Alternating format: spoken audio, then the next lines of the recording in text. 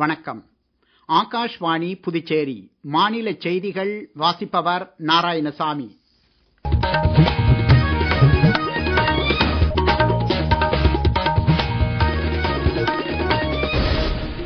தலைப்புச் செய்திகள். நாடு முழுவதிலும் 1 லட்சத்திற்கும் மேற்பட்ட வாக்குச்சாவடி நிலை அதிகாரிகளுக்கு பயிற்சி அளிப்பதற்கான நாட்டின் முதலாவது திட்டத்தை தேர்தல் ஆணையம் இன்று தொடக்கியுள்ளது. புதுச்சேரியில் மாநில எய்ட்ஸ் கட்டுப்பாட்டு சங்கம் சார்பில் இன்று நடைபெற்ற HIV எய்ட்ஸ் பற்றிய திறன் மேம்பாட்டு பயிலரங்கை துணைநிலை ஆளுநர் திரு கைலாஷ்நாதன் தொடக்கி வைத்தார். புதுச்சேரி மற்றும் உழவர்கரை நகராட்சிகளை இணைத்து புதுச்சேரி மாநகராட்சியாக தரம் உயர்த்தப்படும் என முதலமைச்சர் திரு ரங்கசாமி தெரிவித்துள்ளார். சட்டமன்றத்தில் உறுப்பினர்கள் வெளியிடும் கோரிக்கைகளை ஏற்று செயல்பட புதுச்சேரி அரசு தயாராக இருப்பதாக முதலமைச்சர் திரு ரங்கசாமி கூறியுள்ளார். இனி விரிவான செய்திகள். தேர்தல் ஆணையம் நாடு முழுவதிலும் உள்ள 1 லட்சத்திற்கும் மேற்பட்ட வாக்குச்சாவடி நிலை அதிகாரிகளுக்கு பயிற்சி அளிப்பதற்கான நாட்டின் முதலாவது திட்டத்தை இன்று தொடக்கியுள்ளது. புதுடில்லியில் தலைமை தேர்தல் ஆணையர் திரு ஞானேஷ்குமார், தேர்தல் ஆணையர் டாக்டர் விவேக் ஜோஷி ஆகியோர் இன்று தொடக்கி வைத்த 2 நாள் பயிற்சி முகாமில் பீகார், மேற்கு வங்கம் மற்றும் அஸ்ஸாமைச் சேர்ந்த 100க்கும் மேற்பட்ட வாக்குச்சாவடி நிலை அதிகாரிகளும் புதுச்சேரி, கேரளா உள்ளிட்ட மாநிலங்களைச் சேர்ந்த வாக்காளர் பதிவு அதிகாரிகள் மற்றும் மாவட்ட தேர்தல் அதிகாரிகளும் பங்கேற்றுள்ளனர்.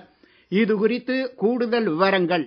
இந்தியாவில் உலகிலேயே மிகப்பெரிய அளவிலான தேர்தல்களை வெற்றிகரமாக நடத்த தேர்தல் ஆணையம் 10,50,000 வாக்குச்சாவடிகளை அமைப்பதாக தலைமை தேர்தல் ஆணையர் திரு ஞானேஷ்குமார் புதுடெல்லியில் செய்தியாளர்களிடம் பேசுகையில் கூறினார். அடுத்த சில ஆண்டுகளில் தேர்தல் ஆணையத்தால் நடத்தப்பட உள்ள பயிற்சி முகாம்களில் சராசரியாக 10க்கு ஒரு வாக்குச்சாவடியை சேர்ந்த வாக்குச்சாவடி நிலை அதிகாரிகளுக்கு பயிற்சி அளிக்கப்படும் என தேர்தல் ஆணையம் அறிக்கை ஒன்றில் தெரிவித்துள்ளது. இவ்வாறு பயிற்சி பெறும் அதிகாரிகள் மாஸ்டர் பயிற்றுநர்களாக செயல்பட்டு அனைத்து வாக்குச்சாவடி நிலை அதிகாரிகளுக்கும் பயிற்சி அளிக்க உள்ளனர். தேர்தல் நடைபெற உள்ள மாநிலங்களுக்கு முக்கியத்துவம் அளிக்கும் வகையில் கட்டம் கட்டமான முறையில் இப்பயிற்சி வழங்கப்படும் என்றும் தேர்தல் ஆணையம் தெரிவித்துள்ளது. பிரதமர் திரு நரேந்திர மோடி நாட்டு மக்களுடன் தமது எண்ணங்களை பகிர்ந்து கொள்ளும் 120வது மன் கி பாத் நிகழ்ச்சி ஆகாஷ்வாணியில் வரும் 30ஆம் தேதி ஞாயிற்றுக்கிழமை காலை 11 மணிக்கு ஒலிபரப்பாக உள்ளது. இந்நிகழ்ச்சியில் இடம்பெற வேண்டிய கருத்துக்கள் மற்றும் ஆலோசனைகளை பொதுமக்கள் வரும் 28ஆம் தேதி வரை 1800-117800 என்ற கட்டணமில்லா தொலைபேசி எண் வாயிலாகவோ அல்லது நமோ செயலி மற்றும் மைகவ் இணையதளம் மூலமாகவோ தெரிவிக்கலாம் என அறிவிக்கப்பட்டுள்ளது. நிதி ஒழுங்குமுறை அமைப்புகள் அனைவரையும் உள்ளடக்கிய நிதி கட்டமைப்பை ஆழப்படுத்தும் முயற்சிகளுக்கு தற்செயலான விதத்தில் கூட தடை போடக்கூடாது என்று ரிசர்வ் வங்கி ஆளுநர் திரு சஞ்சய் மல்கோத்ரா கூறியுள்ளார்.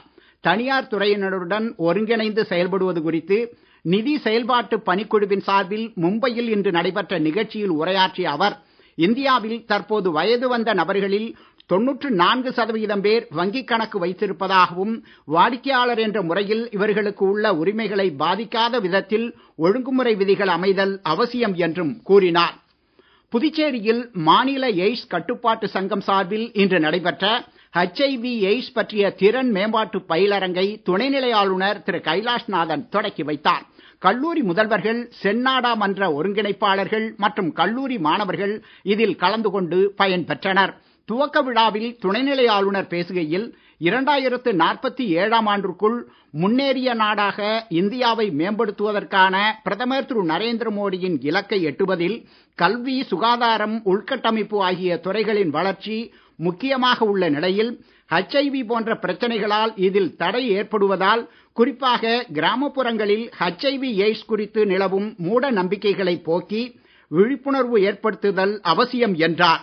அவர் மேலும் கூறுகையில், எய்ட்ஸ் நோய் பற்றிய தவறான புரிதலும் மூட நம்பிக்கையும் தான் இந்த நோயாளிகளை சமூகத்திலிருந்து ஒதுக்கி வைக்கிறது. நோய் எப்படி பரவுகிறது, தடுப்பு வழிகள், நோயின் அறிகுறிகள் பற்றி தெளிவாக மக்களுக்கு எடுத்து கூற வேண்டும். அவர்கள் உடல் ரீதியாக மட்டுமல்ல மன ரீதியாகவும் பாதிக்கப்படுகிறார்கள். அவர்களுக்கு மனநிலை ஆலோசனை வழங்கிய போது அவர்களுக்கு சமுதாயத்தில் ஒரு அங்கம்தான் என்ற நம்பிக்கையை அவர்கள் ஏற்படுத்த வேண்டும். எய்ட்ஸ் நோயாளிகளை சமுதாயம் ஒதுக்கி வைக்கும் மனப்பான்மை மாற்ற வேண்டும். எய்ட்ஸ் நோயை கட்டுப்படுத்துவது என்பது நம் அனைவரின் கூட்டு முயற்சியால் மட்டுமே சாத்தியம். எய்ட்ஸ் விழிப்புணர்வு பயிலரங்கின் துவக்க விழாவில் சுகாதாரத்துறை செயலர் திரு ஜெயந்த்குமார் ரே, புதுடில்லி தேசிய எய்ட்ஸ் கட்டுப்பாட்டு அமைப்பின் துணை தலைமை இயக்குனர் டாக்டர் அனூப் குமார் புரி உள்ளிட்டோர் கலந்து கொண்டனர். நீங்கள் கேட்டுக்கொண்டிருப்பது மாநில செய்திகள்.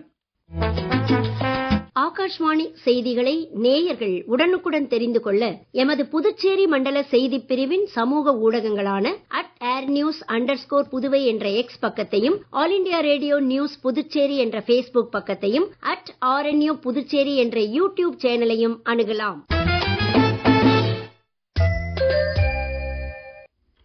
செய்திகள் தொடர்கின்றன.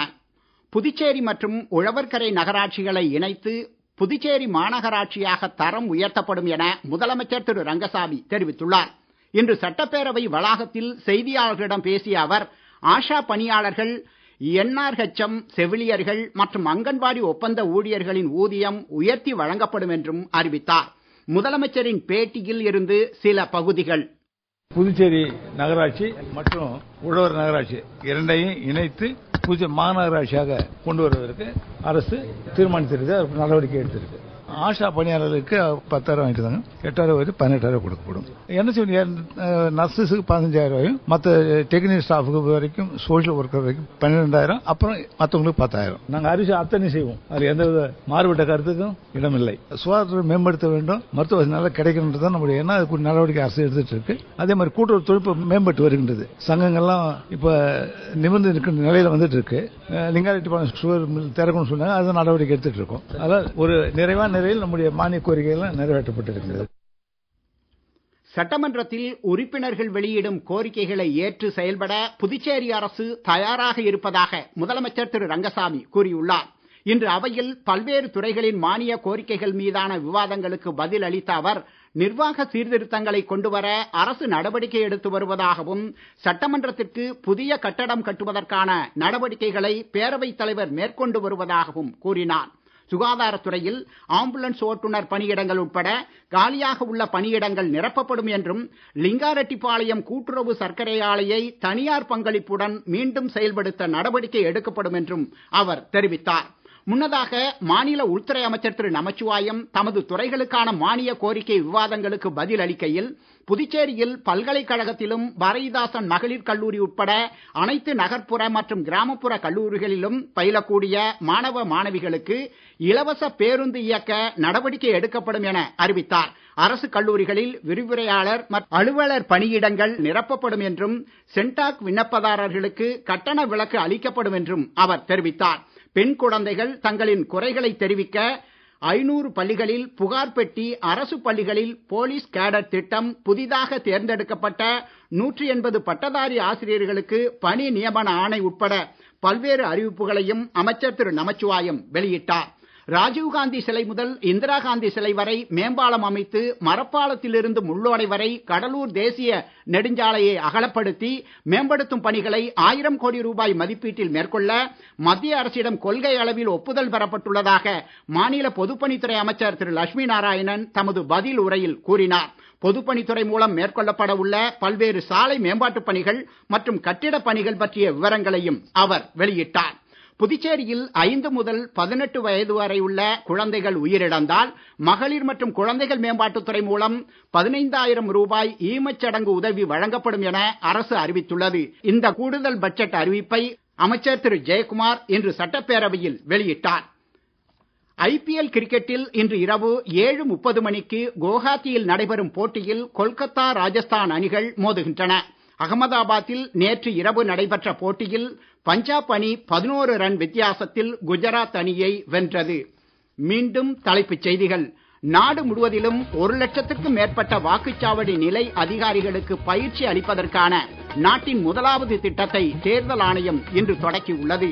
புதுச்சேரியில் மாநில எய்ட்ஸ் கட்டுப்பாட்டு சங்கம் சார்பில் இன்று நடைபெற்ற HIV எய்ட்ஸ் பற்றிய திறன் மேம்பாட்டு பயிலரங்கை துணைநிலை ஆளுநர் திரு கைலாஷ்நாதன் தொடக்கி வைத்தார். புதுச்சேரி மற்றும் உழவர்கரை நகராட்சிகளை இணைத்து புதுச்சேரி மாநகராட்சியாக தரம் உயர்த்தப்படும் என முதலமைச்சர் திரு ரங்கசாமி தெரிவித்துள்ளார். சட்டமன்றத்தில் உறுப்பினர்கள் வெளியிடும் கோரிக்கைகளை ஏற்று செயல்பட புதுச்சேரி அரசு தயாராக இருப்பதாக முதலமைச்சர் திரு ரங்கசாமி கூறியுள்ளார். இத்துடன் இந்த செய்தி அறிக்கை நிறைவு பெற்றது. வணக்கம்.